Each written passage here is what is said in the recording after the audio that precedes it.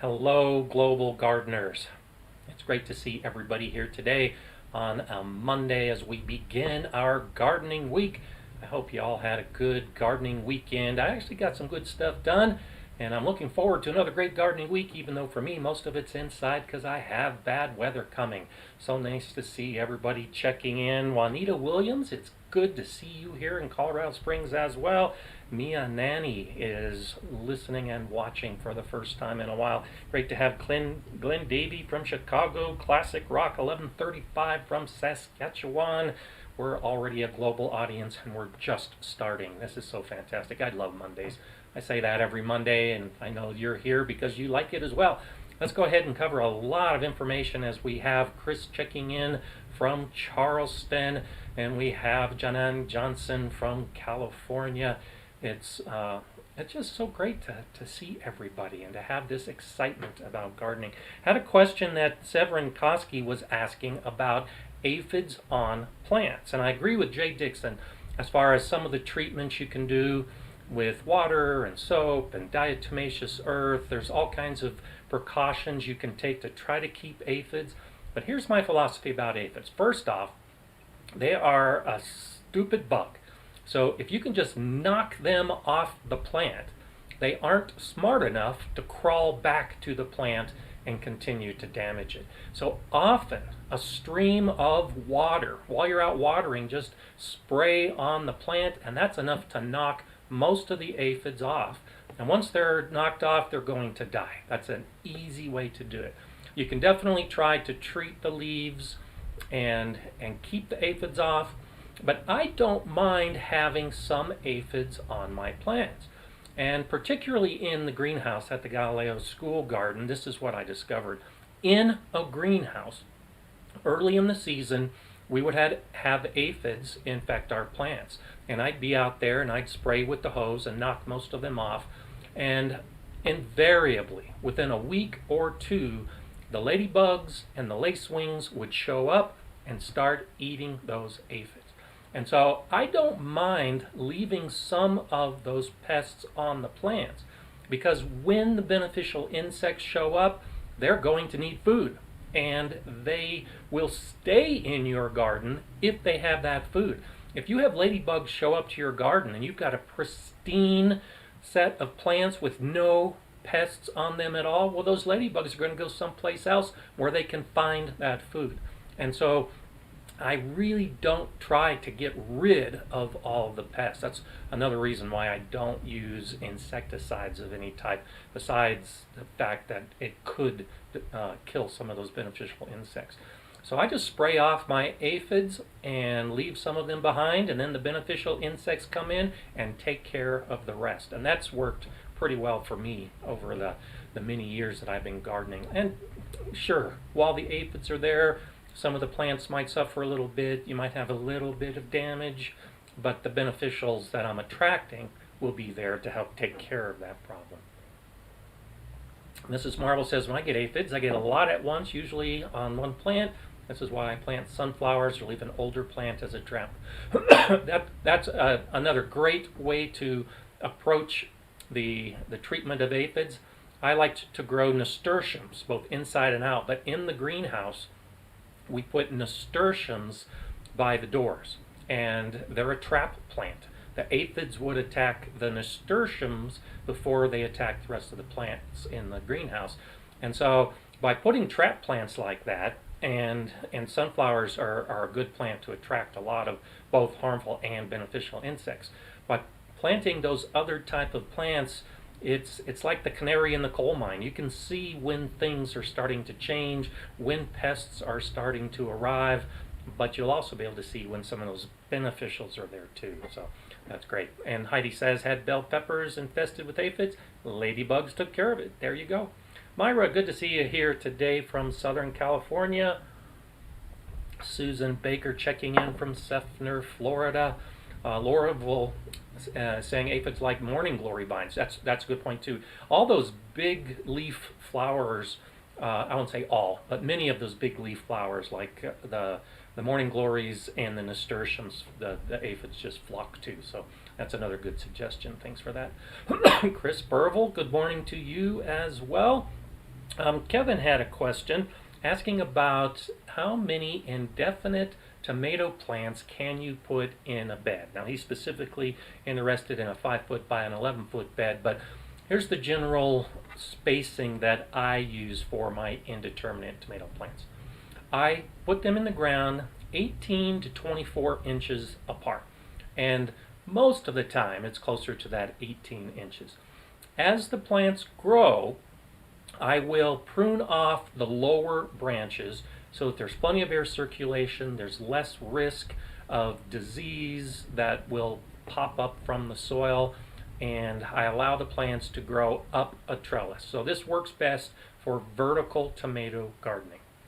I will train my tomato plants to 3 or 4 primary branches, and that 18 inches is enough between the plants to support the growth of 3 to 4 or more primary branches.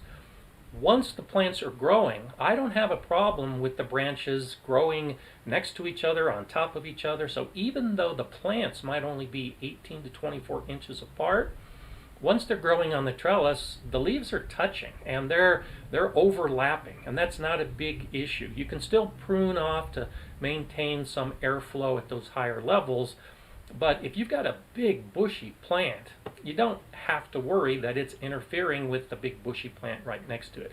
I think it's more important to have the base clear so that you don't have the fungal spores bounce up from the soil, or a bacteria that might be in the soil that could possibly infect the leaves.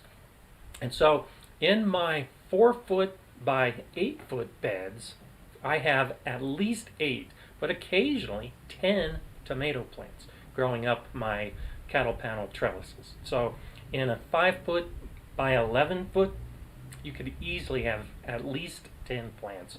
And depending on how you put them in and how you plan to trellis, you might be able to get away with 12 or 14.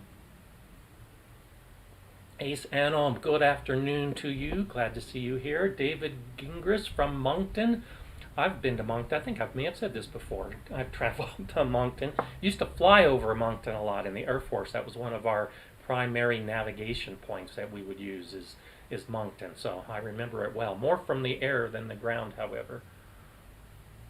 Okay, and Kevin's saying we'll do exactly as I suggested when you plant. This is basically what he did last year with 5 plants in a smaller bed. Jenny's saying, wait on the nasturtiums. I had some I gave up on and put out in the hoop house, and sure enough, they germinated weeks and weeks later. Nasturtiums, and I'm actually doing it. I've got the packages downstairs ready to go. Nasturtiums can be extremely difficult to grow indoors or in a greenhouse or out in the garden. The seed usually needs scarification. So that means the seed needs to be damaged in some way. So you can take some nail clippers and clip it off. You can take sandpaper or a nail file and scrape away part of the seed. And then it helps to soak them at least overnight and then try to germinate them. And even then, they're one of those that just never seems to germinate when you want to germinate. Now, I mentioned I was growing nasturtiums in the greenhouse. That first year, it was tough getting some of those nasturtiums growing, but I grew them indoors, then put them out in the greenhouse. Every year after that, they came back on their own. And so those seeds that would fall off the flowers, I would just push them into the soil, and over the winter into the spring, those seeds would get natural scarification as the temperatures are changing and as the soil begins to moisten and the seeds in that soil begin to swell up, and they germinated. So that sounds kind of like what happened to you. If you just leave them alone in a situation where they've got soil and moist conditions, they will eventually sprout. You just have to have patience for a lot of that to happen. Lily saying, my tomato plants are 4 weeks old and some of the lower true leaves are turning yellow. I potted them up to 3-inch pot. Do they need more fertilizer? I wouldn't think they would need more fertilizer. It's perfectly normal for lower leaves to fall off. And especially if you're growing indoors and you have your light source directly above the plants, well, those lower leaves are being shaded by all the leaves above. And so because they're not getting the light, the photosynthesis ceases, and when that happens, the leaves turn yellow and they begin to fall off. So that's a likely reason for it. It could be overwatering or underwatering. And so the lower leaves will be the first ones to yellow and fall off if it's too dry or too wet. But if the top of the plant, if the new growth is green and looks healthy, then it's not a fertilizer issue. It's when the whole plant begins showing changes in the color of the leaves that there might be a nutrient issue. But those lower leaves falling off, perfectly normal. That's one of the things that you just realize over time. You can just pluck off those lower leaves as soon as they start to turn yellow, and the root energy will go directly into the new growth. The plant won't be struggling trying to keep those old leaves alive at that point. And Nick from Yuma was wondering earlier about seedlings, saying he was overwhelmed by the seedlings, and I know this story as well. And I actually talk about this in the video coming up on Saturday. And it's a hard lesson, and I've had to confront it myself in these last couple of weeks because I've just got so many seedlings. And like Nick, some of them are getting a little leggy because they don't have the full light. They're kind of on the edges. So what do you do when you planted too many, or you started too many seeds, and now you have too many seedlings? Well, as I discussed in the video, sometimes you just have to suck it up and learn that it's okay to kill plants. If you overdid it, rather than trying to baby along these plants and get them to the point that they'll survive when you know they're suffering, you know they're leggy, and you already have plenty of other seedlings, it's okay to sacrifice some of those that aren't doing so well at all.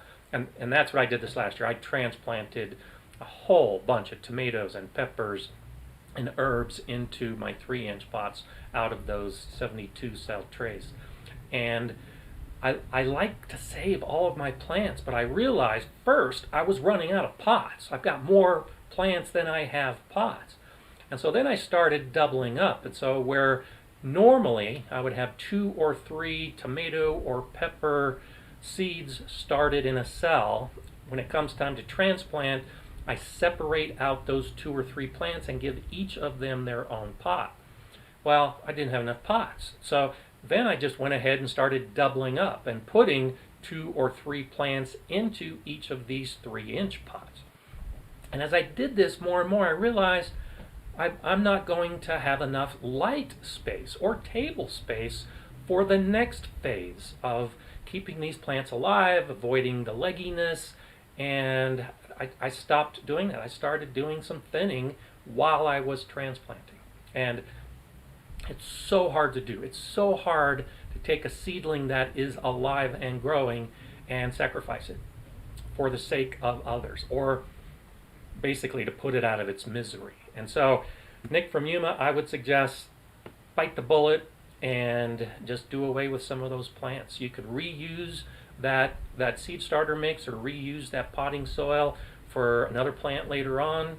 But rather than have the plant suffer, and rather than you suffering trying to figure out what you're going to do with all the seedlings, just do some thinning right now and cull the herd so that you don't have so many plants. It's so hard to do. It's so hard, and I found myself struggling this last week making that decision. But in retrospect, it was great because now all the plants that are left behind are in the light. And they're growing great, and I expect great results from the seedlings that I chose to survive. So it's a tough choice. You don't have to do it, but that might be one to consider just to avoid being so overwhelmed. Okay, let's see. Mrs. Martle saying, none of my neighbors wanted extras this year. I bought grow bags because they were doing so well. I couldn't bear to kill them. They wanted to live. Yeah. It's alive, and you want to keep it alive, and it's a decision of how much effort you want to make, and whether the plant deserves to live or deserves a better life. Let's put it that way. Chris is asking, what is the proper way to use grass clippings as a mulch in the garden? And so first off, I think the most important thing when using grass clippings is they should be dry or mostly dry. If you put fresh grass clippings on your beds as a mulch, it can clump together and form a barrier that nothing will get through.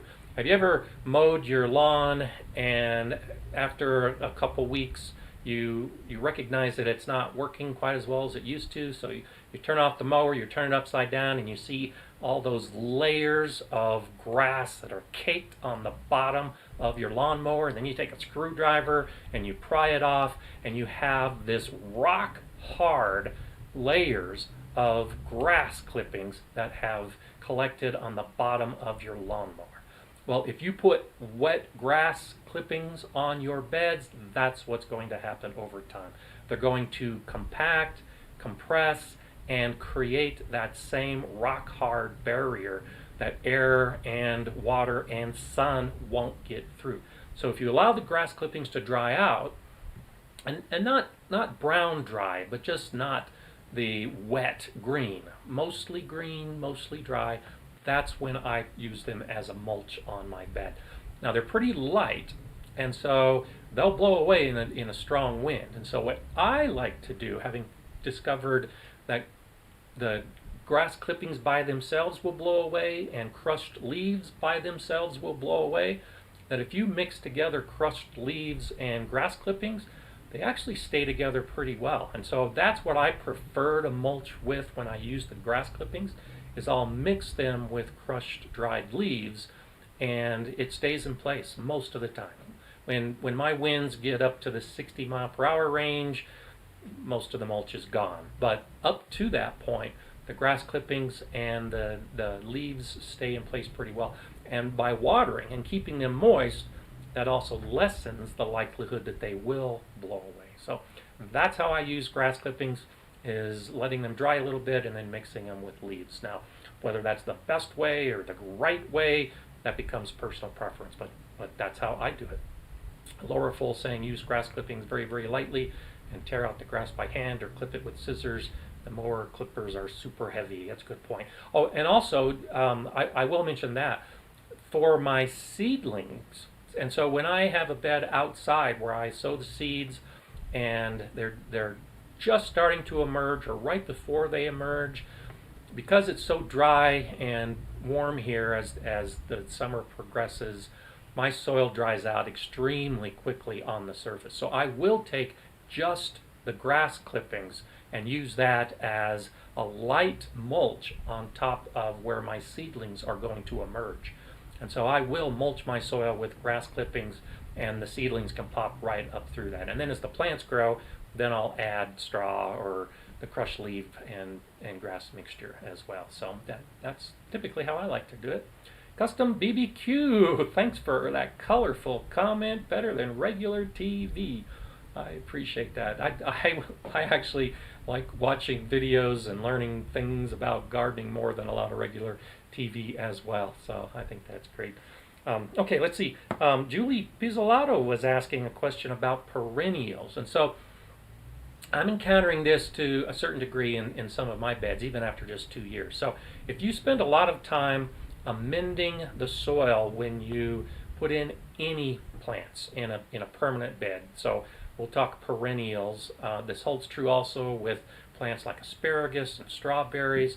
When you've got that rich nutrient filled soil that's primarily organic matter, well, as that organic matter decomposes, the soil level is going to drop. And this was Julie's question, is what do you do with perennials in a bed like that where the soil is beginning to sink?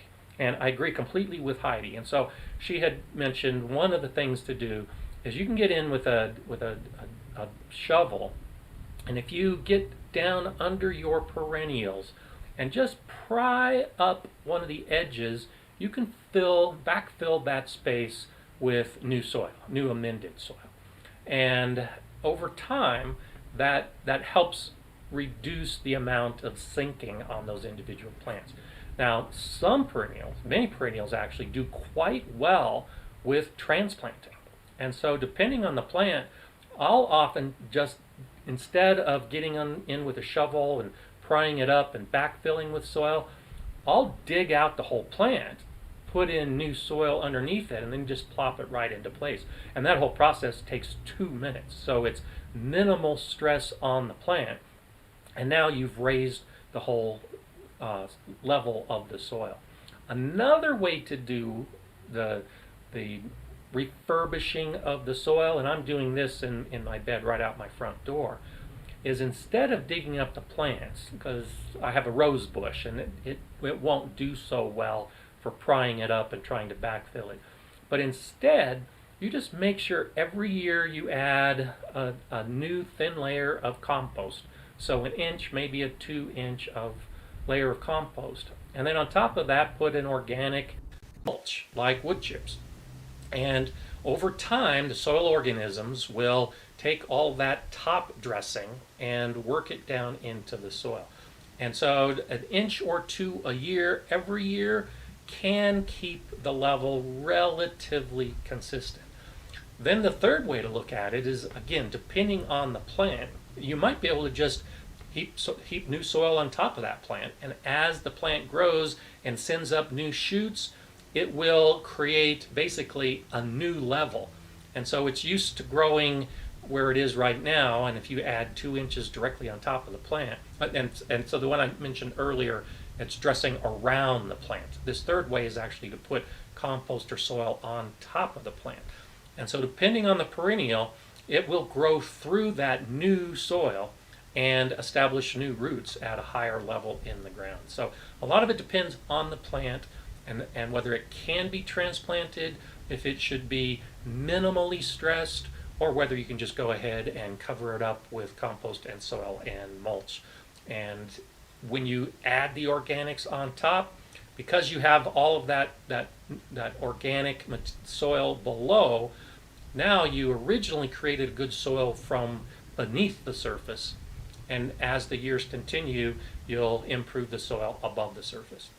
And what I'll be showing in a future video about growing asparagus is in my asparagus beds, I'm doing exactly that. Asparagus is one of those perennial vegetables that will establish a new level for its roots. And so this year, I'm adding some compost, I'm adding some alpaca manure on my asparagus beds, and as the spears break the surface, well, this year, that surface is going to be an inch or two higher than it was last year. But because of all the organic matter that I had in my asparagus bed, the whole soil level has dropped about an inch or two. So asparagus will work real well for reestablishing themselves if you go ahead and cover them. And that's why I say it depends on the plants, because there are other plants that will do the same thing. You can just put more on top and the plants will grow right through it and be fine. Chris, thank you so much for that contribution today. I appreciate it. Some nice little conifers there off to the side. And Chris, welcome to the Garden Training membership. It's nice to have you on board. That's so great. We've got the memberships that are continuing to grow every week, and especially the Facebook group for members. It's just fantastic. I love seeing all the photos that you all are sharing and all the information going back and forth, the questions, the answers. It's really a great way to do it. Okay, let's see. Greg is saying I add 2 to 3 inches of compost to my asparagus bed every year with a mulch on top. There you go. It is one of those things that works pretty well, so I'm glad you agree.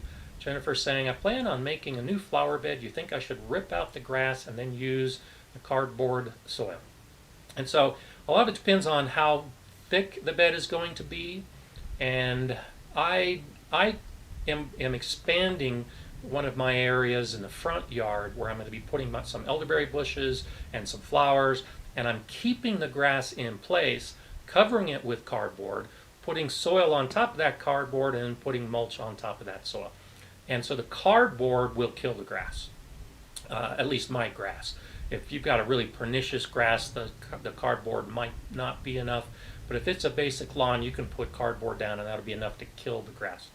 And so that can save you some effort from having to dig out the grass in the first place. If you've got a really compacted soil that you know is poor, then sure, by all means, dig out the grass, amend that area, and then create your flower beds. If it's an area where you're going to have 6 to 8 inches of soil, you should either dig out the grass or put that cardboard in place, because that might not be enough to kill the grass. But if you're building beds that are more than 8 inches deep, then you really don't even need the cardboard in most cases. Just 8 inches of soil should be enough to kill most lawn grass in most areas. So it all depends on how much work you want to do and how much amending is going to take place. In my yard, I'm only adding about 3 inches of soil, and so that's why I'm putting the cardboard down to kill the grass, and then about 3 to 4 inches of soil on top of that, and then a couple inches of mulch on top of that. And so that's why I'm choosing to use the cardboard, because I know that depth of soil won't be enough to kill the grass. Chris is saying, so happy to contribute. I've watched so many Gardener Scott's videos since I started a vegetable garden last year. Learned so much. Thanks, Chris. I'm so glad that you said that. That's why I keep cranking them out. I love doing it, of course, but I know there are many people that are benefiting, and that just really makes me feel good about helping out. So I'm so glad that it definitely helped you. Okay, and Jay does the typical good morning reminder. Thank you. That as the questions are strolling by, if you put @Gardener Scott in your question, I am much more likely to see it and to answer it. And so thanks for that reminder, Jay. Welcome to Kiri Nowak. Good morning to you as well. Rick is saying, I was Googling what level asparagus seedlings establish their crowns so I could mimic with my transplants. Glad to know the plants will adjust.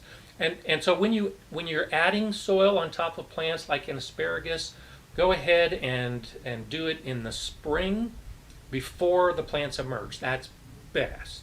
That way the plants can just push right up through, because they're waking up, they're starting to grow. Asparagus is starting to send those spears up. The crown might be buried 12 inches deep, and it doesn't have a memory, so it's not necessarily thinking, wow, last year when I grew this much, I was already breaking the surface. Oh, this is too hard. I'm going to stop. No, they're going to grow that extra inch or two and break through. So yes, Googling the crowns. It all depends how you planted the asparagus to figure out how deep the crowns are. And even with asparagus, that's one of those plants that over the years, if you're concerned that the crowns are getting too deep because of all of this top amendment, you can dig them up and raise them and replant them and start over again when they're dormant in early spring. Again, the best time to do that. Okay, Ryan Gill is asking, how soon can I start hardening off tomato seedlings? So thanks for asking that. That is one of the things that I wanted to talk about today. Glenn was wondering about hardening off with wall of waters. There were some questions about temperatures with hardening off. So let's go ahead and jump into the concept. And so I've got a couple videos on hardening off. And so I won't go into depth with that because we've talked about it in recent weeks. The concept is basically you've got plants that are growing in a protected area, usually indoors, and now you want to put them outside into your garden. That's one of the questions I get most often is when? When do I do this? And how do I do it, especially when I'm using something else like a greenhouse or a wall of water? So here I am to help give you an answer there. The number I use for tomatoes in particular is 50 degrees Fahrenheit and 10 degrees Celsius. That is what the nighttime temperatures should be. Now, if it's 55 and 56 and 58 and then drops down to 47, that's okay. We're talking mostly temperatures above 50 degrees Fahrenheit or 10 degrees Celsius. At that point, the tomato plants won't be damaged because it's too cold. If the temperatures are hovering colder than that, if they're around 40 degrees Fahrenheit or about 4 to 5 degrees Celsius, that's pretty chilly and the plants aren't going to be growing much, and you're much more likely to get that weird weather event that will drop the temperature close to freezing, which could damage those plants. So wait till it's warm. Ideally, the soil temperature should be at least 60 degrees Fahrenheit, which is about 15 degrees Celsius. So with a nighttime temperature of 50 degrees or 10 and a soil temperature of 60 degrees or 15, now you can start thinking about hardening off your tomato plants, because the soil is ready, the air at both day and night is ready, and you're obviously ready, because if you timed them right, the plants are big enough. Over the course of a week, get your plants ready to go outside. And this is the important aspect of hardening off. Regardless of how long you spend doing it, where you do it, whether you're using a protective system like a greenhouse, you want to get your plants ready for their new home, because they've been growing at a consistent temperature in the grow area or by a window. Their humidity is consistent, the light is pretty consistent from one day to the next, and they're happy. Now if you just throw them directly into the garden, they're going to be exposed to brutal sun for the first time and cool nighttime temperatures for the first time. And the process of transplanting is stressful enough on plants that you don't want to add that extra stress from the sun and the weather. And so gradually you're exposing the plants to those outside conditions. And so in the first day or two, you're just putting your plant out in the sun so that it is exposed to ultraviolet radiation for the first time. And the plant is going to have some changes within the cell structure of the leaves. And as that sun starts beating down, the growth of the leaves actually changes. And so that's why you do it gradually, to kind of wake up the genetic changes within the plant. And then you put it in a sheltered area so it doesn't get sunburned. And it's very similar to how we approach summer. You don't go out on the first day of summer, excuse me. You don't go out on the first day of summer without a shirt on for the full day. You're going to get sunburn. Think of the plant as the same way. You don't want to put your plant out in full sun all day long for the first time. It's going to suffer. For us, we go out for an hour or two and then come back in. And that's how you avoid that serious sunburn. That's what you're doing with your plants. The same with the nighttime temperature. So over the course of 4 or 5 days, as you're gradually exposing the plants to the sun, now you need to expose the plants to the nighttime temperatures, because you can expect big difference from day to night. I typically will leave my plants out for the first night for a few hours after sunset, just to kind of say, hey, here's what's coming, things are cooling off, and then I bring them indoors. And then after a day or two of that, I'll leave them outside all night long. And so now, at about the week point, the plants are outside all day and all night. And then I'll put them in the spot where I'm going to transplant and do the same thing. I leave them in that location all day and all night, and then I transplant. And so basically, they're acclimated to that site. Over the course of a week, they've been exposed to sunlight, they've been exposed to cool nighttime temperatures, they've been exposed to the exact location they're going to grow in, and then I put them in the ground. That's the process of hardening off. Now, when you buy plants from a nursery or a garden center, take a look at where those plants are growing. Because if they've been growing on shelves outside the door, then they've been hardened off. So when you buy a plant that's been growing outside at a nursery, you can take it and put it directly into your garden. You might want to wait a day and put it in the location where you're planning to plant it, but it's been hardened off at the nursery or at the garden center. So you don't need to take this extra week for those kind of plants. But if you're buying a plant from a nursery or a garden center that's been growing inside, well, now you need to harden it off because it also has been growing in that nice protected environment. If you have a greenhouse, a hoop house, a polytunnel, then you can use that to help you with the gardening off process. Now remember that there are these two aspects, the amount of sun and the amount of nighttime cool temperatures.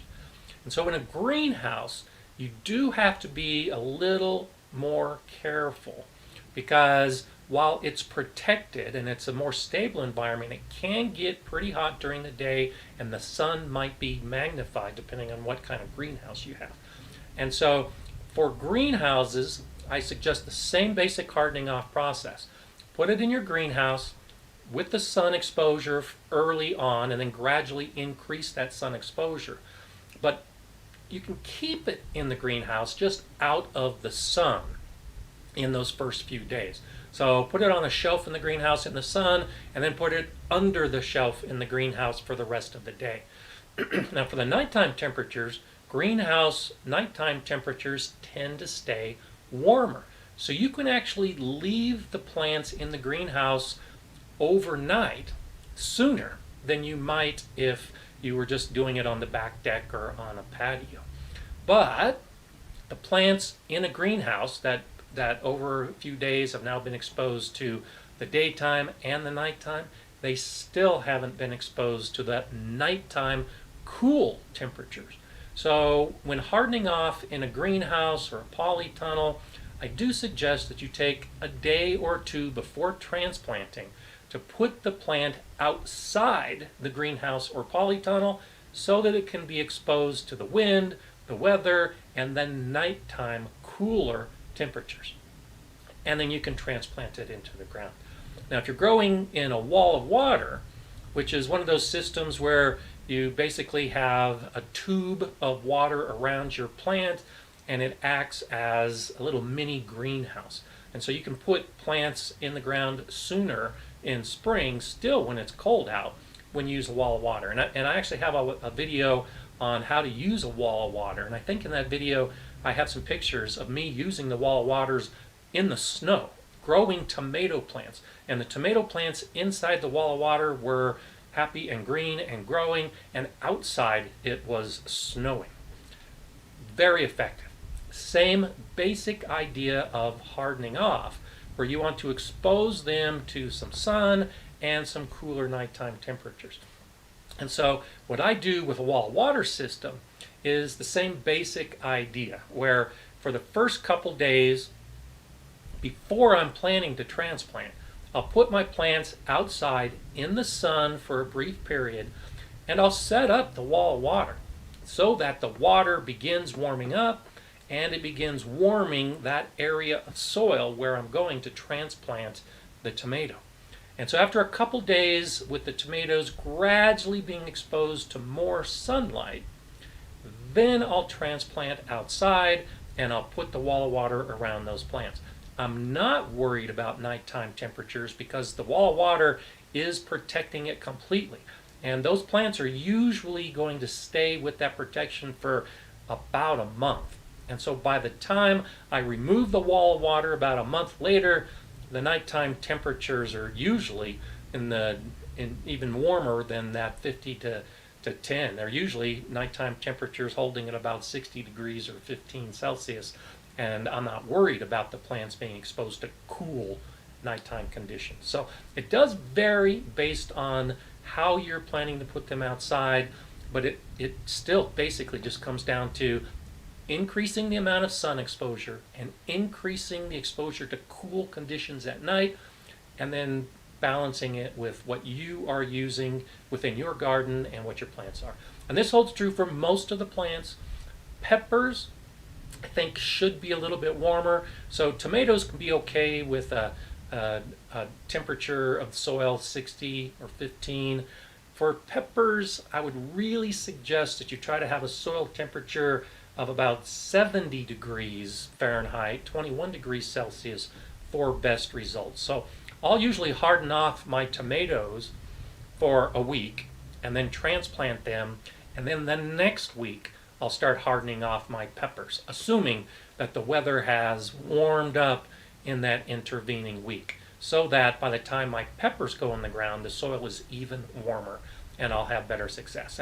And plants like eggplant fall into that category as well. The warmer the soil, the better the plant will do at transplanting. So there you have it. That's the first phase of hardening off with some temperatures thrown in and some other conditions. If you got any questions about that stuff specifically, go ahead and talk about it, but we'll definitely cover some more of this. Okay, so Cindy Manuel's asking, do you need to harden off your cool weather plants such as lettuce, spinach, chard the same way you do with warm weather plants? Great question. No, you really don't. And so the cool season plants can handle the cold weather. So the normal hardening off, as I just mentioned, involves exposure to some cool conditions. Well, you don't need to worry as much about that with the cool season plants because they can handle that cool. The key difference is they are stressed more by the sun. And so cool weather hardening off is really half the time. Just get them exposed to that daily amount of sun that they're going to receive, and then you can put them in the ground because they'll be able to handle whatever cool conditions, even when it drops down close to freezing. And they can also handle cooler soil conditions. And so my soil right now is in the 40 to 45 degree range. That's about 7 degrees Celsius. And I've already got cool season seeds sown, and they're already starting to sprout. And our nighttime temperatures are at or below freezing, and these plants are growing. So you can start the hardening off of these cool season plants way early, before the nighttime temperatures get warm. The nighttime temperatures can still be close to freezing as you're hardening off your cool season plants. It's the exposure to the sun that they need to get used to. And after 3 or 4 days, that's probably enough, and you can put them in your garden. So great question. A lot of it does depend on the plant. It depends on what the plant can handle, and if the plant can handle freezing conditions, then you can get them out in your garden sooner. And I'd say take advantage of that. Get your plants out as early as possible, especially the cool season plants, so they can be growing in early spring, and you have fewer problems with bolting. But when the summer comes, because you'll probably already be harvesting before that time comes. Jeff McQueen is saying, started tomatoes, eggplants 2 months ago, outgrowing 6-inch pots today, average last frost date, hardening off Saturday. How to slow down the growth until transplant in 3 weeks. And so one of the ways to slow down the growth is actually to expose them to cooler conditions and less sun. And so that could be as simple as shade. So as you're hardening them off, give them more exposure to the sheltered, shady spots. If you leave them in the full sun after the 4th or 5th day, they're really going to take off and start growing more. So if you just spread out that hardening off process, then it will tend to put a little bit of stress on those plants, and they won't grow as quickly. You could also try to transplant into a bigger pot. If it's still 3 weeks away from when you're going to put them in the ground, if you have bigger pots, you can try putting them into the bigger pots. That might give them a little more stability, still allow them to grow, and then when you transplant it, it'll just be a bigger plant to transplant. If they're that big this soon, this is a good example of where garden journals come in. Make note of when you started your seeds, how big they got, and the fact that you're ready to put them in, but they're getting too big. And so next year, just change the date that you start your seeds indoors, move it a week or two so that you don't have the same concern. But for now, sheltering with shade, basically, and cooler conditions might be a way to do it. Leave them out overnight as soon as you can, and that might help slow the growth a little bit. So Jay is saying, I noticed that your background image is a video and not just a photo. Yeah, this is something new that I'm experimenting with this week. This is actually my garden at the height of summer last year. And so I took a photo of it, or I should say I took a video of it. And now I'm using a different software than I've used in recent weeks because we had that problem last week with the camera. And so this is different software that allows me to play a video in the background. And I thought I would try it, and it, I think, kind of makes it look like I'm sitting in my garden right now. So I may do more of this where you've actually got some leaves that are blowing in the wind and the trees rustling in the background. And so if you like it, let me know. Because if you like the way it looks and it's something you want to see more of, I'll do more of it. I still have some photos that are queued up that some of you have sent that I'll definitely add in the background in weeks ahead. But I just wanted to give this a try, and gets me thinking about what the garden's going to look like here in just a few months. So thanks for asking that question. It does loop. Don't look too closely, because you can see where it loops. I'm going to be working on that so that the loop isn't as obvious. But it's fun. Always trying to try new things and make things a little exciting and different and enticing, especially when it's my own garden and I can look at it and see what it's going to look like. We've got snow coming this week again, and like I said, I've got some seedlings in the ground. I'm not worried the snow isn't going to harm them at all, but it's just so hard. I want to do so much in the garden, and with the cold temperatures and the snow coming, there just isn't a lot that I can do right now other than plan and tell you what I'm going to do. So it's coming. It's coming. So Lily's asking, do you do a video on the netting over the bed? So I do have, it's one of my videos on fall gardening. And so this is in late summer, and in one of my videos where I discuss creating a fall garden. It's actually a series of videos. There's 3 or 4 videos on preparing your garden for fall, planning a fall garden, planting a fall garden, and I think it's in the planting a fall garden where I talk about the netting that's over those hoops. And so the basic idea, and it's the same thing you would be doing right now. And so to put a row cover or netting over hoops over your plants, one of the primary reasons for doing that is to keep insects away from those plants. And so in the spring we do it because that's when a lot of these insects are emerging and they're looking for food. And if you can protect your plants with a cover of some type, typically a fabric row cover, or like this is, it's a netting, the insects can't get to the seedlings to eat them. And so you're more likely to have your plants survive and grow to the point where you can harvest them. And so you'll see fields and fields all around the world in spring that are covered with row covers to try to keep the insects away from the plants. Well, in my garden, in this video behind me, I did the same thing in late summer.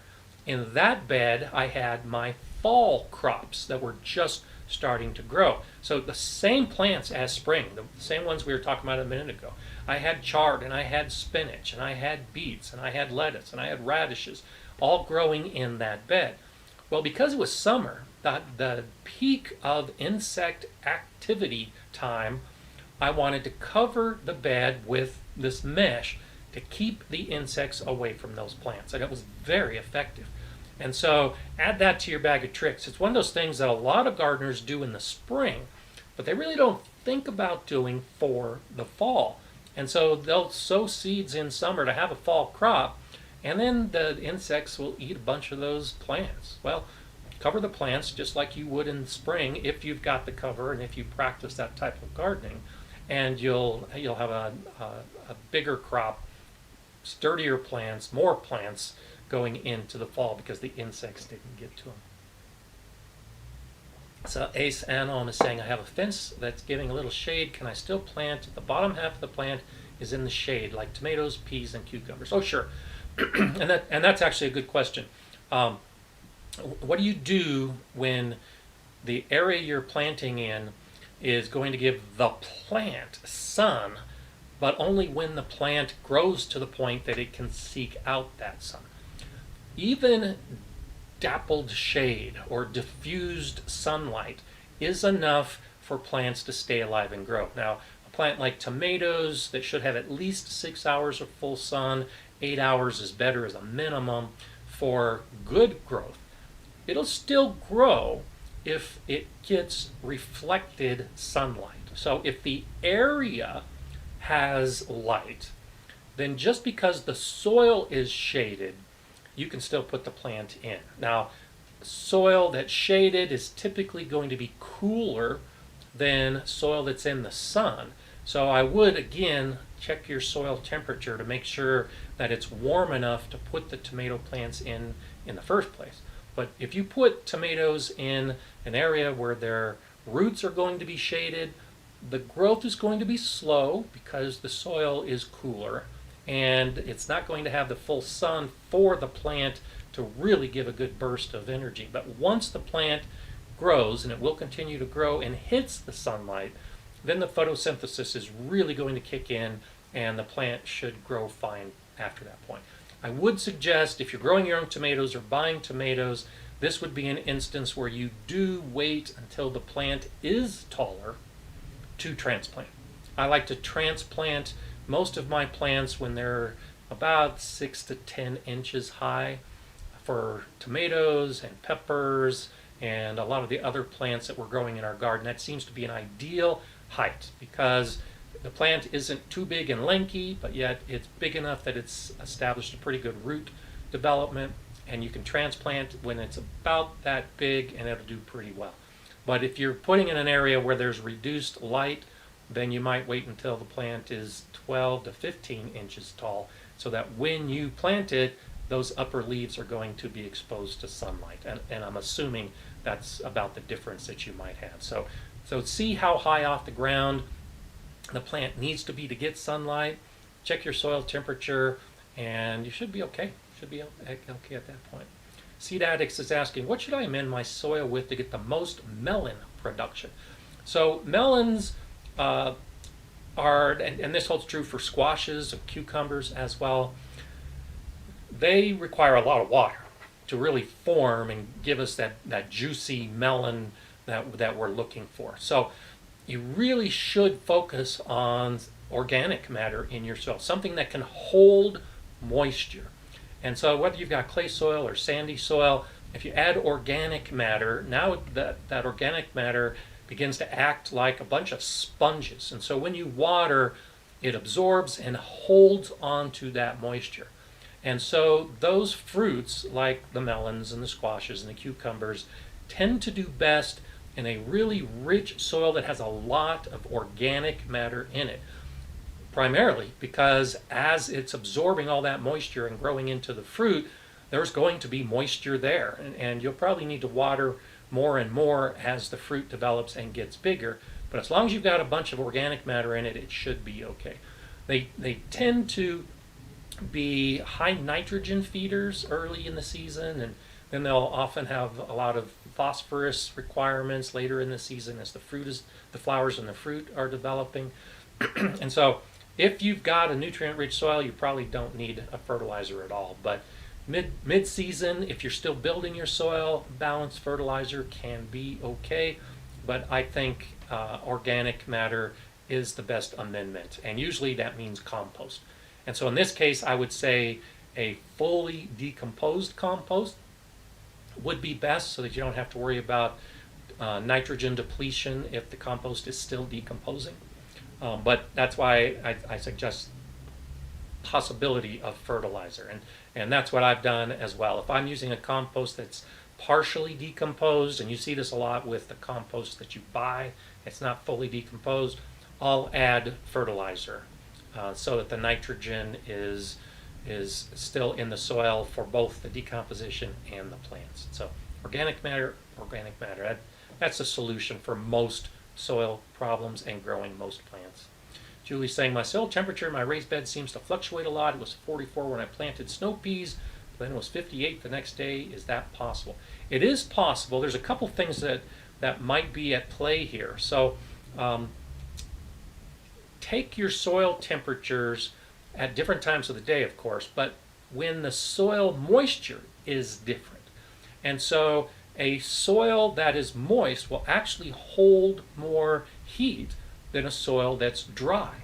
And so it's possible that you took that earlier reading when the soil was drier, and you put your peas in and you watered your bed, and now your bed is nice and moist, and now you're taking a reading and the soil temperature is warmer. It could be because you've just got more moisture in the soil, and that water is absorbing the sun's energy and warming up and staying warm longer. So that's probably what's happening. That's what I've seen as I've taken temperatures in my beds. And it could just be the nighttime temperatures as well. In raised beds, they do warm up faster in spring, but they also cool off faster at night. And so if you've had some cool nights right before you were sowing those seeds to start with, then the soil would be cool. But if the nighttime temperatures have been warmer, and especially if the daytime temperatures have been warmer, then the beds are not going to cool off as much at night, which means the temperatures will start being warmer earlier. And so that would be my guess as for why you have it. It is a pretty big fluctuation, not totally abnormal, but take some more readings and see what you find. Garden Girl's asking, I winter sowed some peas. They're up about 6 inches. Can they go in the garden or go into pots? Either. Or whatever container you winter sowed them in, you can leave them in that container. It depends. If it's a bush pea or a vining pea, that might make a difference if you've got a better area to put them in. But I would say, especially since you were sowing them outside and they've already been exposed to the weather, you can put them directly into the garden at this point, I would think, as long as the spot is ready to go. If you want to grow them in pots, if you're concerned about excessive temperatures, and a pot will be the solution for you, because you can move the pot around to avoid some of the extremes, go for a pot. But I would say either one. If they're at 6 inches, they're probably ready to transplant, and that would be a good time before they don't like a lot of disturbing of the roots, and so if they get much bigger, it might be a little bit extra stress on the plant. So go for it now, whichever way you want, and I bet it'll work for you without too much trouble. Okay. Oh yeah, there, Melissa Sullivan says they can do both. Pack those babies in a pot and they're happy as pie. Thanks, Melissa. Appreciate that. It's always nice when I say something and then someone else is already saying the same thing. I think that tells all of us that we're on the right path and the information is valid. So thanks, I appreciate that. Chris is saying, what are some good direct sow veggies that need less direct sun compared to most vegetables? Salad crops as a general idea. And so those plants that would bolt in the summer are the plants that you can plant in an area that gets more shade. So lettuce, spinach, those kind of plants, radishes, the cabbage, the plants that when they get that summer heat, they start tasting bitter and they send up that flower stalk, they begin bolting. Those are the kind of plants that you can put in a shady area or an area without as much sun, and they should do fine because they prefer the cooler conditions. In the greenhouse at the school, I was growing a lot of those plants in the greenhouse in February, and the amount of sunlight we get in February isn't much here in Colorado, and the plants did great. The increased temperatures in the greenhouse and even that little bit of light was enough to get those plants growing pretty well. I can't grow plants like that in a greenhouse in summer because it's just too hot, but you can definitely do it in winter months where there's less light but the heat is enough, and that same holds true in the garden. As long as the heat is enough, they can grow in an area that doesn't have as much light. And so all those cool season plants, spinach and chard and beets and turnips and lettuce, all of the leafy green salad crops, you can get away with that without too much trouble. Okay, let's see what else we have popping up here. Yeah, Mage Grey Wolf says I currently have my chard in the shade, and it's an option for a shade garden, basically. Or like we were talking earlier, if you have a fence that casts some shade and you want to put tomatoes there, if you've got more space, it might make sense to put some of these salad crops in the shady spot and try to find another area, even a container, to grow the peppers and the tomatoes and those kind of plants that really prefer to have direct sunlight. So that's definitely a way to look at it. Okay. Let's see what else we have. Amy's asking about suggestions or videos for books about good layering tips for flowers. A lot of established roses and what? Let me scroll back. I'm trying to decide some different medium ground plants. I don't have any specifics on that. Do throw out your suggestions as far as layering. A lot of the plants that I would like to grow that I haven't yet. So roses are a great plant to layer. I just haven't started my rose garden bed yet, but that is definitely something that I will plan to do in the future. But I'm not doing much of that. So good question. And yeah, Garden Answer. Garden Answer is a huge gardening channel, over a million subscribers, over 1,000 videos, and Laura has some good information. She's one of the better channels for videos on perennials and flowers and some of those kind of things, to include the roses. So that's a good suggestion. Thanks for suggesting that. Garden Answer is a good channel, and that's one of the channels I go to for some of my perennial questions, because I'm not growing a lot of those kind of flowers yet. I'm still venturing into that arena for the most part as well. So good, thanks for that question. And Better Homes and Garden, thanks Gary, that's a good suggestion as well. I have some Better Homes and Gardening books, and they've got some great overall reference books that tell a lot of that kind of stuff. So that's great. Okay. Let's see, Jenny Simon is saying, I need tips on layering perennials and flowers into raised beds too. I'm nervous about where to plant the flowers that are permanent. And so it's normal to be nervous. A lot of what we learn, a lot of what I've learned when it comes to gardening is just to do it and then find out whether it works or not. And so even with perennials, like we were talking earlier, many perennials can be dug up and moved if they need to be. And I've done that many, many times as I've planned out the garden and then realize the plant doesn't work where I thought it would, and I dig it up and move it someplace else. Or I put it in an area and realize it's not doing well in that area, I dig it up and put it someplace else. So many perennials can be dug up and moved. So don't be too nervous about it, because you usually will have a second or third chance to get it right. That's not always the case. Sometimes you just have to put a plant in. Sometimes it's not going to work. Sometimes you have to make that hard decision that you have to dig it up because it's already dead or because it's going to die. And even by digging it up, you know, it might kill it. That's all part of gardening. That's how a lot of us learn the lessons that we learned. So I say go ahead and do it.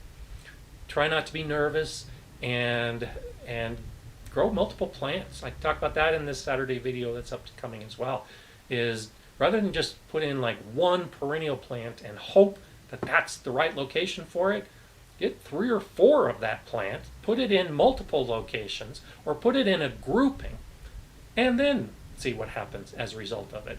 And if one of them doesn't work out because it wasn't the right spot, well, you've got the same plant, but in other areas because you anticipated that there might be a problem. Okay, Doris is asking if I have tips on growing ginger in pots, and do I transplant outside and then back inside for the winter? It depends on how cold your winter is. I think it's zone 9 is a good cutoff for ginger. I don't grow it outside, so I'm not exact, or I'm not positive as to what that temperature is as to the cold that it can handle in winter. But yes, if you're definitely in a zone 5 or a zone 6 and probably a zone 7, if you want to grow ginger in pots, easily to grow outdoors during the summer, but you will need to bring it indoors in the winter because that's usually too cold for the plant. So another one of those things, do it. Grow ginger in a pot, put it outside, do a little research to find out just exactly what variety you have and how cold it can handle. There are some hardier gingers out there that might be able to handle a little bit of cold, but certainly not the freezing conditions that some of us get in the wintertime. Facetious D is saying, I'm trying to stay away from chemicals my first year growing melons. What can I do to add phosphorus when flowing and staying as natural as possible? And so bone meal is the typical organic amendment for phosphorus, and you'll see a lot of that. And so that's one of those easy to add ingredients. It does better depending on what your soil pH is, and so do a pH test. If your pH is anywhere close to neutral, bone meal is usually good enough. Now if you have a high alkaline soil, like here in Colorado, we have some high alkaline soils, and Colorado State University says don't use bone meal because it's pretty much ineffective in an alkaline soil.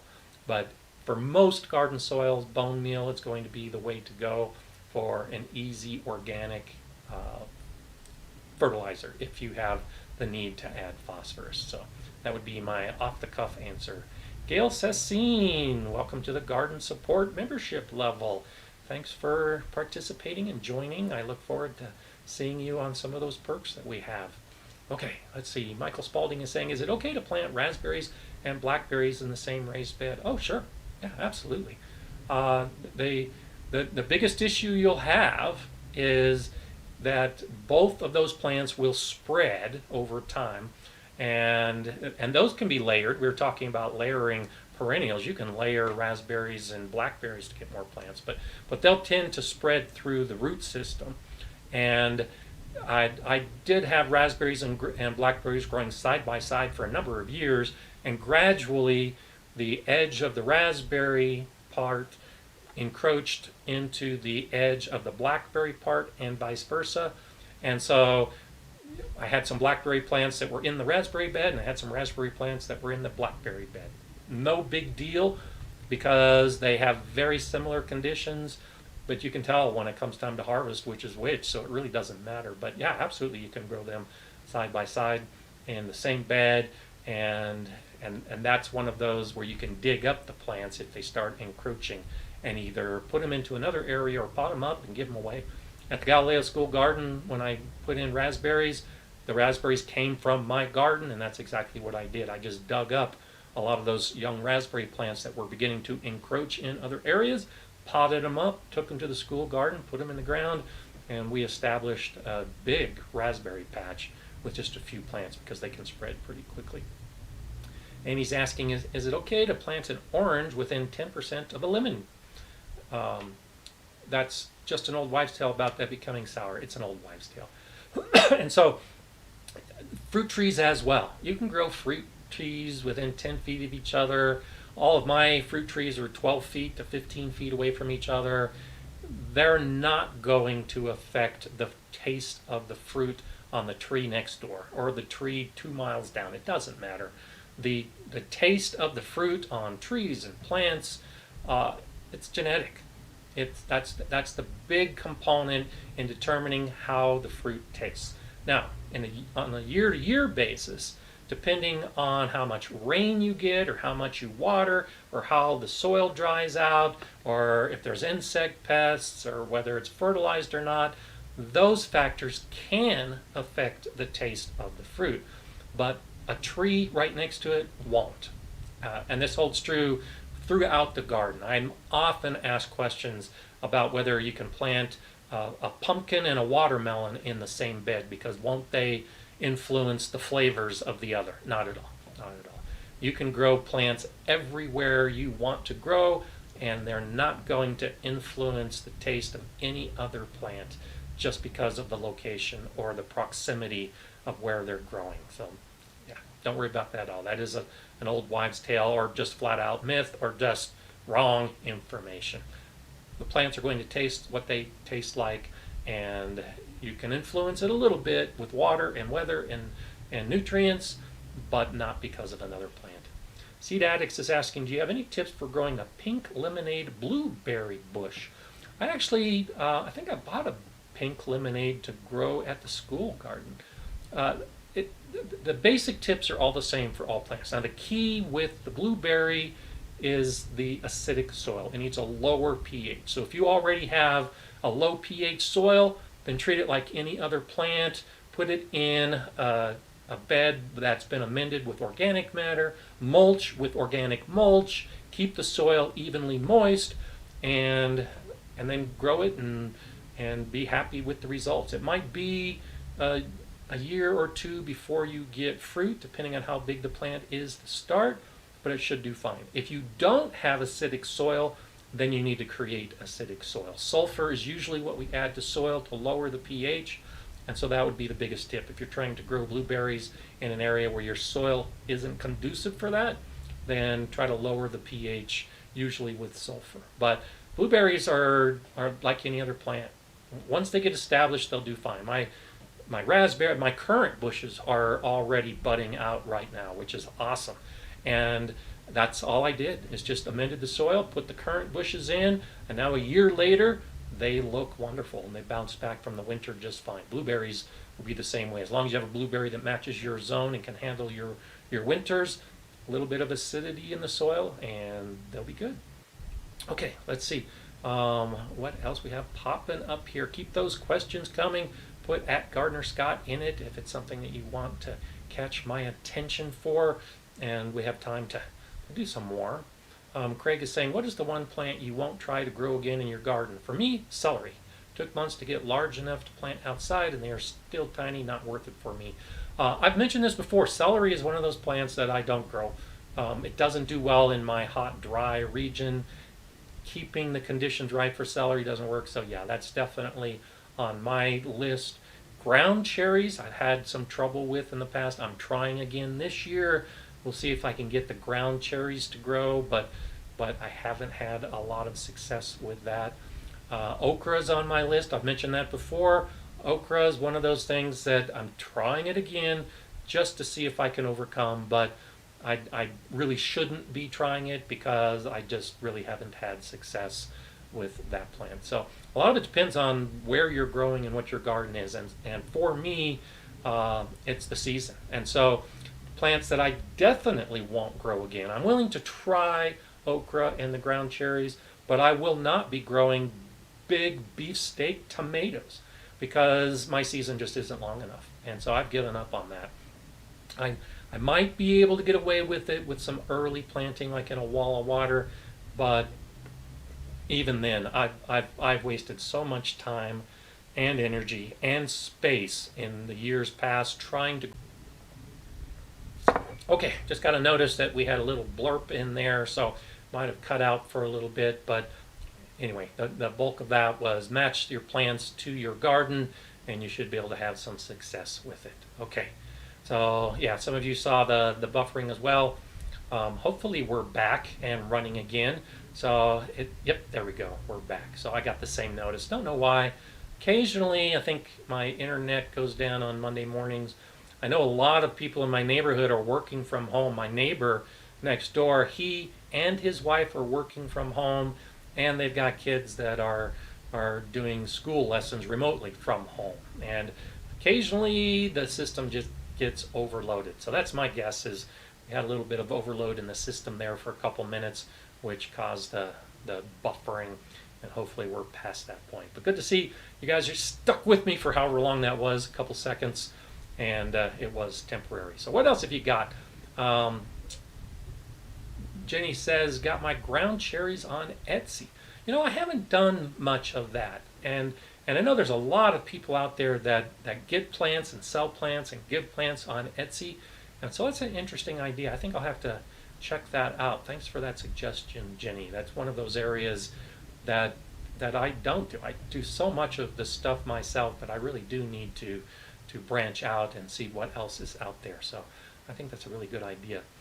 Jay saying, consider satellite internet in the future. I have considered that, and I did look into that pretty seriously when I moved out here, but because I had supposed high-speed internet, that it really wasn't necessary for a satellite, but that is something to consider, so thanks for bringing that up.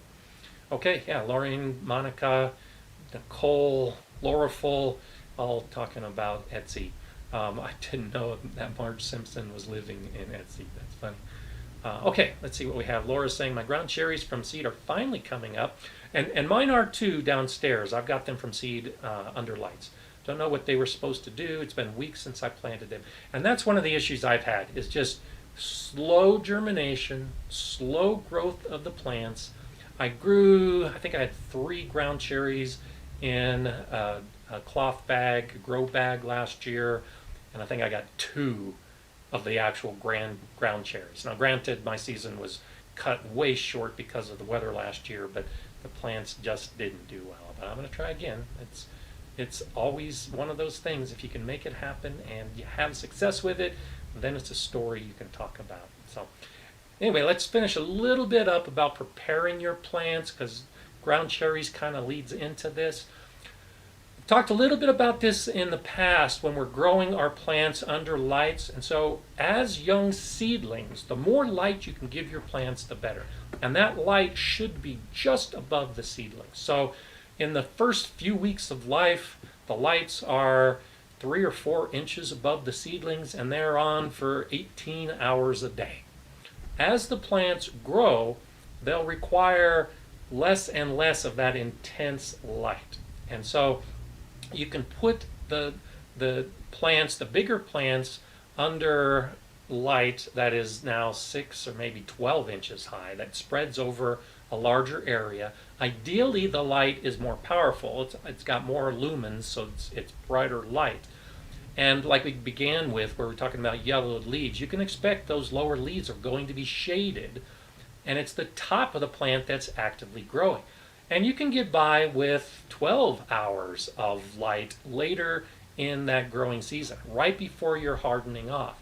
And that's the approach I like to take, because as we're talking about hardening off, where you're getting the plants exposed to the strength of the sun, well, the sun might only be out for 12 hours. And so if you're putting your plants from an area where they're getting 18 hours of light, and then putting them out into the outdoors where they're only getting 10 to 12 hours of light, depending on where you're going to plant them, or maybe even less, where they're only getting 8 hours of sunlight, I think it might benefit the plant a little bit to get used to that. And so I've got different lights where I'll go from the seedlings with the lights close up for a long period of time, and then as I put them in pots, I'll move them under other lights where the light is higher and broader over a larger area, and I'll decrease the amount of light that those plants get over time.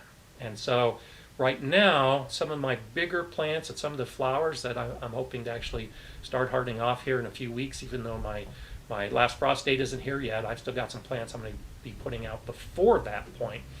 I'm doing the same thing. I've got lights that are at about 12 hours for those plants, and those brand new seedlings that I just started are on timers that are closer to 18 hours. So that's one of those extra little things. You don't need to be as worried about the light once the seedlings are growing. When they're young, they get leggy because that young stem is seeking out the light. But once that stem is established and growing, the light really is for the leaf growth and the additional branches. And so that's a primary reason why you can get by with less light, is kind of cutting down that active growth phase so the plant doesn't go crazy before you put it outside. Glenn is saying, my tomato starts are 8 weeks old and 12 inches tall, very stout. Do you recommend cutting off the blooms or leaves on them? I'm still in zone 5B with last frost of May 3rd. Yeah, I would. And so if you have plants that you're growing indoors and you're not quite ready to harden them off and put them outside, and if they start flowering, go ahead and pinch off those flowers. The plant wants to grow fruit, and so it wants to set flowers to grow that fruit. That energy is the plant's energy is being directed into those flowers and that fruit. And so while it's still in a pod, the focus for you should be on trying to develop the root system as much as possible and having that sturdy plant as much as possible, not taking the plant's energy and putting it into fruit production. So until you put it outside, I would pinch off the flowers just so that you don't have unnecessary energy loss for the plant. So that's definitely something that I do. I know a lot of others recommend doing the same thing. And even during the hardening off process, once it's outside, still pinch off the flowers, because the transplanting will stress the plant, and you want that energy going to the plant and the roots when you transplant, not to the fruit, because a stressed plant is going to put a lot more energy into developing flowers and fruit at the point that you want the sturdy plant and the root development. Okay, Garden Girl's asking, can you still winter sow tomatoes and peppers in Zone 6, Michigan? I would think so. My guess is that the nighttime temperatures are probably still cool, but I'd say give it a try. If you've got the seeds, go ahead and give it a shot. It might still be a little cool, but once that soil warms up to that range that the tomatoes and peppers like for germination, then they'll automatically grow. Once they figure out that the conditions are right, they'll grow. And so give it a shot. I would think that now is actually a better time to winter sow tomatoes and peppers than a few weeks ago. I would have guessed a few weeks ago with the cooler conditions it would have been too early. And now might be the time to actually start. So give it a shot. Chris says, thank you for mentioning fall spring the last few weeks. I know it's helped remind me that while I'm anxious to get seeds and plants in the ground, wait for your last frost date. You know, and I saw that this week, and part of what I talked about the last week is the fall spring. The big box stores, the garden centers, they're starting to sell the plants. And in my area, we are still 5 weeks away from the last frost day. And we're 7 weeks away from when I think most of these plants should really go in the ground, to the point when the soil temperature is up. And so almost 2 months from when we should be putting plants in the ground, and the stores are already selling the plants. And when I was very active in the Master Gardener program here in Colorado, we have a help desk where gardeners call and ask questions or show up with their questions. And that was, this time of year, one of the biggest problems we had with new people moving to Colorado, seeing the tomatoes and the peppers and all these plants in the stores. We had some record-setting temperatures this last week. It was very warm. And so if you're new to an area and it's warm and you see the plants, you're tempted to buy those plants and put them in your garden. And if you haven't done the research to find out what your weather and your climate really is, you might have dead plants. And I can't tell you the numbers and numbers of gardeners that I've talked to locally who have had that problem over the years, where they were suckered in by the store selling the plant. They bought it, they planted it weeks before they should have, and the plants died. So know your last frost date, give it a little bit of a buffer just to be safe, look at the forecast, and definitely don't put those warm season plants into the ground until it's time. Or else you might have to buy a whole nother crop of plants, and that's what a lot of people do. So anyway, that's one of those things that you can think about. Melissa's saying, on fruit trees, I've always been told to pinch off the first year. I don't actually have any of those, so another gardener needs to answer that. Same basic idea.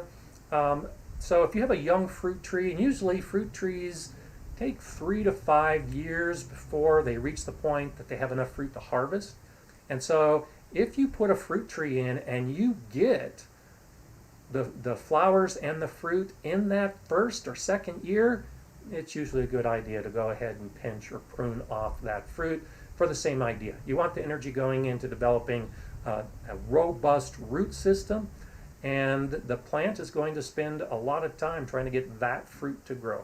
Now, it's not a terrible waste, and I've done this where there's one apple on the fruit tree, and I'll let that one apple go to the point where I can harvest it. It's just extra special because it's the very first fruit. But if you've got 6 or 7 or 8 that are developing, I'd say you can leave one, but it really won't benefit the tree much if you leave all of that fruit in place in that first or second year. It just helps the plant put energy where you want the energy to go. The plant's just trying to survive, and it survives by setting fruit so that fruit and those seeds will start new trees. And we kind of have to act as the mean person to go rip that fruit off the tree, and the tree has no other choice but to keep growing and send out roots. Totally up to you, but yeah, that is one of those things, like we were talking about the vegetable plants earlier. You give energy to the plant if you do it that way. Okay, so I have a question for you as we move to the philosophy point. If someone were to ask you, what kind of gardener are you? What would your answer be? And I don't know if you've thought about this before, and there's no right answer or no wrong answer. I'm just wondering how you identify yourself as a gardener. And feel free to put in the comments what you think. What kind of gardener do you see yourself as? And I'm interested because I don't know that I can give a specific, succinct answer to that question. And that's why I'm asking the question. Because I think a lot of gardeners identify themselves as a particular type of gardener. And so when I was teaching classes through the Master Gardener program, I was often asked to speak at different garden clubs around the city.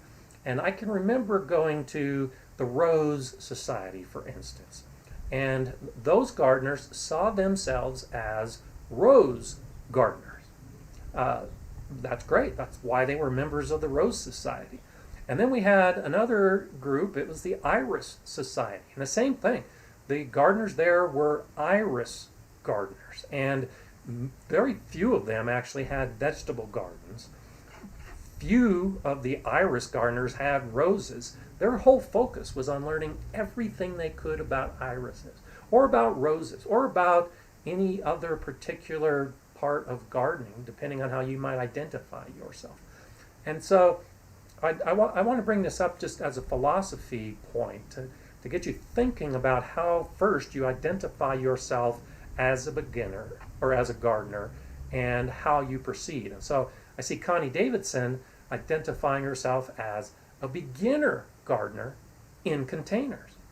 And so that's good. And so I'll use you as an example here, Connie, that if you identify yourself as a beginner gardener in containers, well, first, that gives you an area to focus on as you're trying to learn about gardening. Now, I know a ton about gardening because I've been doing this for 3 decades, and I was trained as a master gardener, and I've made thousands of mistakes along the way. And that's why it's hard for me to define what kind of gardener I think I am. But if I were a beginning gardener, I would say, okay, I need to learn about gardening. And by identifying containers as a particular focus, now I know how to get going. I'll learn everything I can about growing in containers. I'm going to grow vegetables in containers. I'm going to grow fruit bushes in containers. I'm going to grow a fruit tree in containers. I think that's a great way to approach it. If you like Blasilda Joy, a wild gardener, veggies and fruits and flowers, great, awesome. Another way, if you can think about how you garden and what kind of gardener you are, that can really help you move in a direction that you like, that you're pleased with. I get a lot of questions, and sometimes I have to read between the lines, but I think if you are just wandering, if you're just gardening without a particular purpose in mind, then it's hard because you don't know what to do. You don't know which seed to do. You don't know where to put it. You don't know if you're right in how you take care of it. And then if things go wrong, because you really didn't have a sense of direction, it becomes easier to just give it all up. Gardening's too hard. You couldn't grow the plant because you didn't know what to do, and it's just too hard, so you stop and you give up. And if you can try to develop some of that focus, some of that direction, because of how you identify yourself as a gardener, I think it can be beneficial as you move forward. Laurel says the blurry gardener. Yeah, however it is, you can be the wobbly gardener, the drunk gardener, but how do you approach it? And I suspected that some of you might think of yourselves as a no-dig gardener, or you might think of yourselves as an organic gardener. Again, there are so many labels we can put on ourselves that the actual label really doesn't matter. I think it's more the identity of how we see ourselves. Now, I see myself as an organic gardener, but if someone were to ask me, what kind of gardener are you? I don't know that I would answer organic gardener to start. I might say that I was an experimental gardener. I like trying new things all the time. So that's why I try a little bit of this method and a little bit of that method, and I try some of these plants and some of that plants, and I have 8 different types of raised beds, and I'm growing in the ground, and I've got fruits, and I've got flowers. I'm experimenting with different things because I'm also an inquisitive gardener. I'm always trying to find out more about gardening. And so once you figure out what kind of gardener you are, definitely learn more about that particular type of gardening. And as most of us realize, once you become an expert, or even not an expert, just knowledgeable in a particular thing, it becomes easier to move over to something different. Similar, but different. So you might be a new gardener in containers, but that's not going to be true for here on out. You'll be a new gardener in containers this year. Next year, you might be an intermediate gardener with containers. And the year after that, you might be a knowledgeable gardener in containers. At that point, well, you branch out to raised beds. And so you're a knowledgeable expert in containers, and you're a beginning gardener in raised beds. And that holds true for a couple years, and then you become a knowledgeable gardener in containers and raised beds, and now you become a fruit gardener, and you're growing fruit bushes and fruit trees.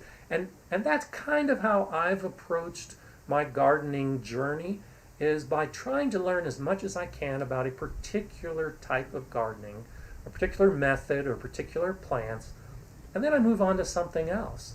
And I'm constantly, like I talked about with roses a little while ago, there's a lot that I still don't know about roses that I want to learn. So while I might be an expert gardener in many arenas, I don't call myself an expert gardener because I know there's a lot that I don't know in areas like roses. So I might be an expert vegetable gardener. I might be a knowledgeable container gardener, but I'm a novice rose gardener. And so think about your own gardening journey from that perspective. Too many gardeners, I think, and I think many of you probably fall into this category. You think of yourself as a new gardener, and you automatically consider yourself a new gardener or a novice gardener or an inexperienced gardener in all aspects of gardening. And I say I don't think that's true. I think there's some aspect about gardening that you are knowledgeable in. Even as a new gardener, even as a novice, there's something about gardening that you are knowledgeable about. And so accept that. Recognize that you can be a new gardener and still be knowledgeable in some areas. That you can also be an expert gardener and still be a novice in other areas. And that helps keep this whole gardening thing exciting. It really encourages us to try those new things and to keep branching out and to become more knowledgeable across the spectrum. Because I've met many other expert gardeners who don't know much about fill in the blank. So the most knowledgeable gardener I know, a friend of mine that knows everything about growing perennials, doesn't do well with vegetables. She is beyond expert perennial gardener, and she's close to a novice vegetable gardener. That's okay. She doesn't have a problem with that because most of her focus is on the perennials. How do you identify yourself, and where do you want to go next once you have that knowledge and once you have moved up a level or two in that area? Like Nicole is saying, forever learning. That's exactly the point. Identify where you are right now. That will help you figure out where you want to be, and that might help guide you as you develop the knowledge, you figure out the experience, and you move in the direction where you can sit back and give gardening advice, and you're speaking from practical experience. Not just the book learning, but the actual experience, because you're trying new things and you're becoming more and more of a gardener. And I think that's really the title that we should all focus on. We're gardeners. And it really doesn't matter which type of gardener we are. By being a gardener, we're seeking out that knowledge, we're seeking out those experiences, and we're enjoying it at every step of the process. However hard it is, whatever the problems develop, well, that's okay. We can deal with that because we're gardeners. So just wanted you to think about that a little bit for today and the rest of the week.